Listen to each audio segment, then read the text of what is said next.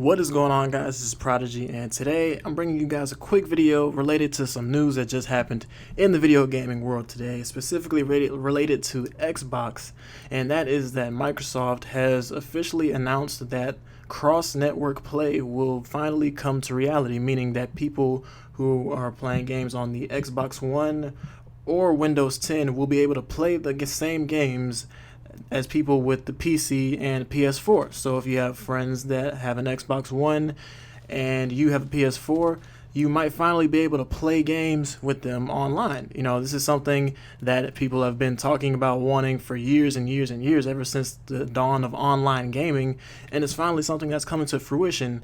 Now, I just want to point this out. I said might a few seconds ago because this doesn't necessarily mean that every single game from here on out will be able to support cross-network playstyles, and that's for a couple of reasons. Because in order for Xbox One users to be able to play the same game as people who have that game on PC or PlayStation 4, the developers and the makers have to allow that or participate in that system in order to let their players play across networks. And of course that arises many issues of its own.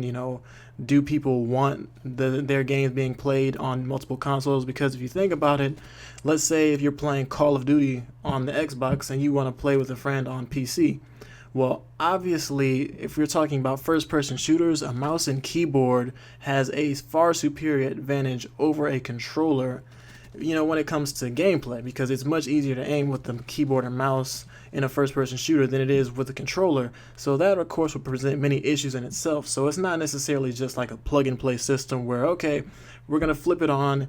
Every game you have now, you can play across network and cross console. Have fun. It's not going to be that simple. There's still many hoops that they have to jump through, many balancing factors that they have to take into account. And, some developers might just say, no, we're not going to let you play cross network. This is what you get. This is what you paid for. Deal with it. And in some cases, I can understand that. But, we'll see what happens with this. They say the first game that will be allowed to play cross console would be Rocket League, and so if you have that game, you could experiment with the cross network play, see how that's working out, see how it's supported.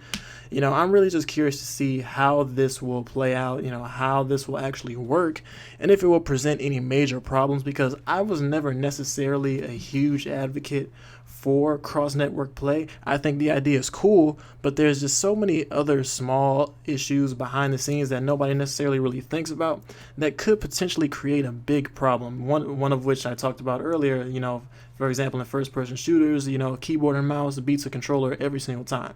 So there's just a lot of little issues that you have to take into account. But if they're able to get it worked out and find some compromises and balances to make everything fair, then hey, I'm all for it. I think it would be awesome to have everybody united on the same network, and it will just really increase the pool of players that you have to play against, which would really enhance the online experience. So if they can get all the details ironed out, then I would be a 100% supporter of it, and I'd really like to, enjoy the benefits of it. So I'm going to put the link in the description of where I found this information so you guys can check it out for yourself. But that's going to be all for this video, guys. Hopefully you enjoyed it and learned something. If you enjoyed it, please don't forget to leave a like on the video. I really appreciate it. And this is Prodigy. Thanks for listening.